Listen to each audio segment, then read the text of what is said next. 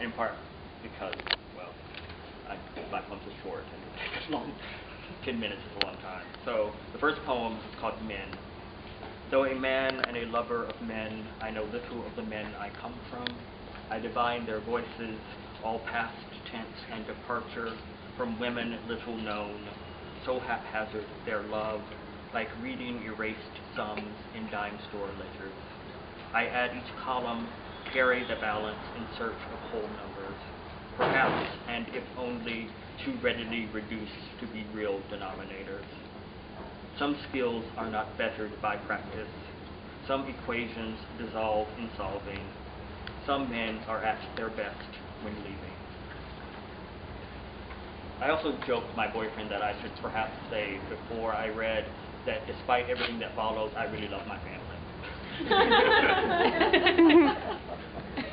For a sparrow-limbed woman, she had lost patience, and perhaps this dying was like that time baby cottonmouths appeared under the rotting woodpile behind our house. Startling, then not.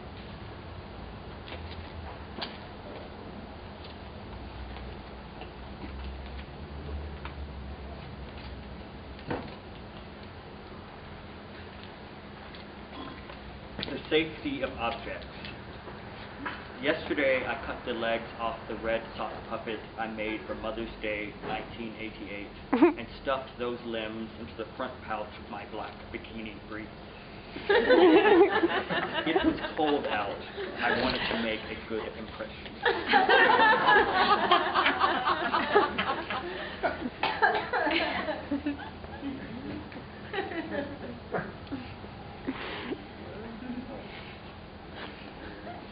Our merit is in the value of that which we put at hazard. This is for my friend Alexander. This afternoon in the Pittsburgh International Airport, I came this close to buying a tiny, eat-your-heart-out red bikini, a can of salted cashew nuts, and a gun. Nothing special, just enough heat to keep the world honest and at bay.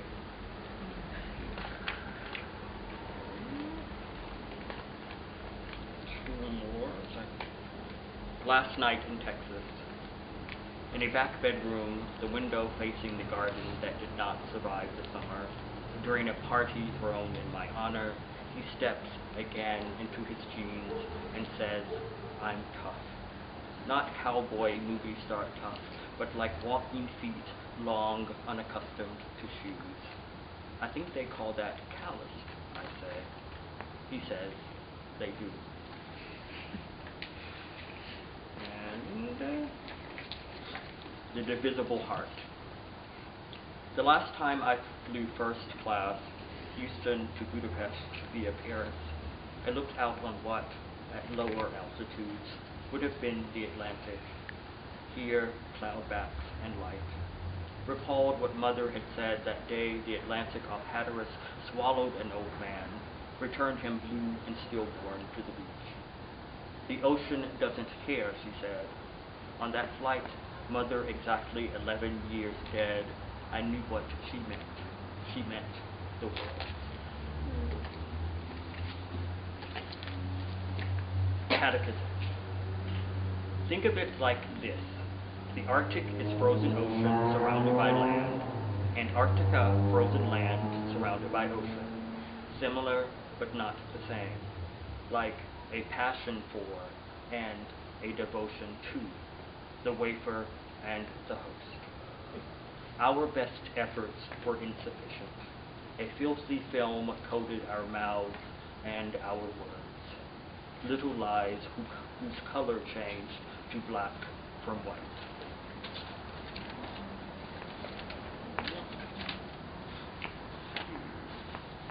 Samson. It starts with an epigram from Judges 16, the 16th book, verse 17. I've been a Nazarite unto God for my mother's womb. If I be shaven, my strength will go from me, and I shall become weak and be like any other man.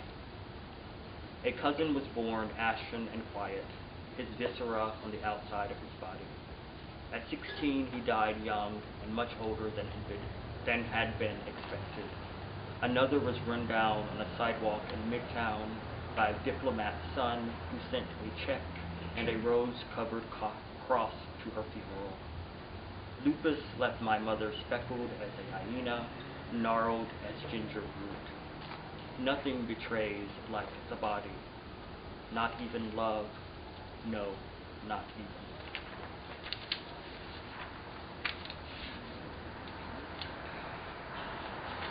This poem is for my friend Amir Brown, and to quote Suge Avery from The Color Purple, because he scratched out my head when I was ailing. Leading theory of natural law. Our mothers were girls and were often wrong, as children often are. We are no one's mother, and children no longer. The past may never pass, but it may be subdued.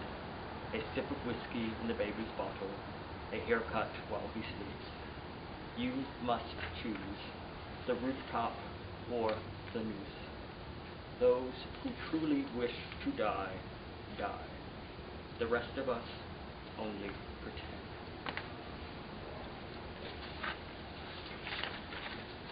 Yellowstone. There's no reset button, he said. We're the self-same assholes we've always been. Nothing's changed.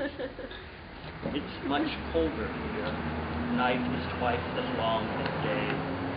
Snow ice-crested and sharp. The frozen air glitters like diamond dust. The wolves are repatriates and have dominion over the volcano-carved landscape. No prey is too ambitious. Beavers survive on supple green branches stockpiled inside ice-smooth waters. Bison herds devour geyser-warmed, arsenic-laced grasses, poisoning themselves by the mouthful. Spring is less than the memory of a half-forgotten youth. Oh, this is one of those. Family reunion. Today, I'm thankful for kosher hot dogs, no assholes or elbows, and mood-regulating medication for rehab and gastric bypass and abortion. Summer suits us, dark as we are, and so prone to revelry. And this poem is for my best friend Bill. We've known each other since preschool. I will see him tomorrow for the first time in a year and a half. I'm quite excited. It's called What Becomes a Legend Most. There are 3 sections. The first section, Urban Tennessee, 1916. It's hard to hang an elephant to death. A derrick car, 2 heavy chains, and more than an hour. Hard. Spectator enthusiasm almost waned. That skinny black boy had burned to a crisp on a pile of fuel-soaked cross ties in less than 10 minutes. No one had moved a muscle. Laurinburg, I'm from a small town in North Carolina called Laurinburg. Laurinburg, North Carolina, 1911. It takes a lot of muscle to drive a stake through a man's skull and serious money to bury him. The dead Carney's father made the trip from Italy, paid $10 for having his firstborn embalmed, and returned home with a balance remaining. A glass case on display for school children in the funeral parlor's foyer was all the casket Spaghetti's weazened body would know. Laurinburg, 1995. Nothing betrays like the body betrays. Mid-laugh, in her wood-paneled family room, my mother's 250-pound first cousin, Bet, collapsed into my lap, felled by a cerebral hemorrhage. At dark, I got into my hand-me-down white Chrysler LeBaron coupe, forgetting to turn on my headlights the entire drive. And I have a new poem, and then my last poem. Well, I'm still sort of tinkering with the new poem. So, then maybe not.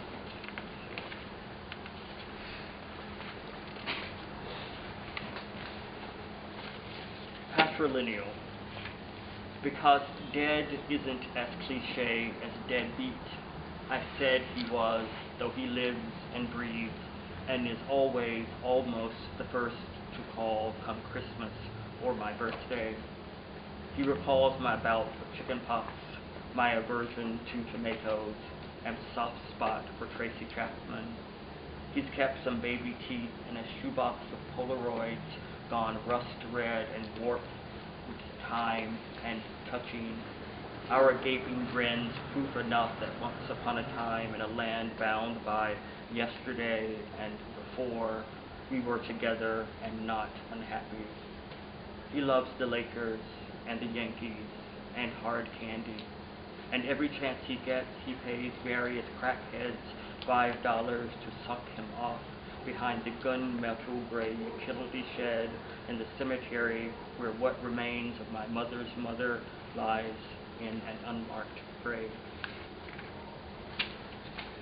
And the last poem, a light year is a unit of distance, not time.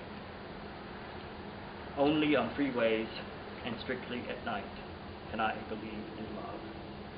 Tail lights, mile markers, exit roads. 74 west toward Charlotte, Aretha's singing like she hasn't in decades, and the distance between what I have and what I desire is greater than that between my narrow body and the dim clutch of stars I can just make out above the glare of headlights. The sky is vast and low-hanging. I've entrusted my fear to no one. Thank you.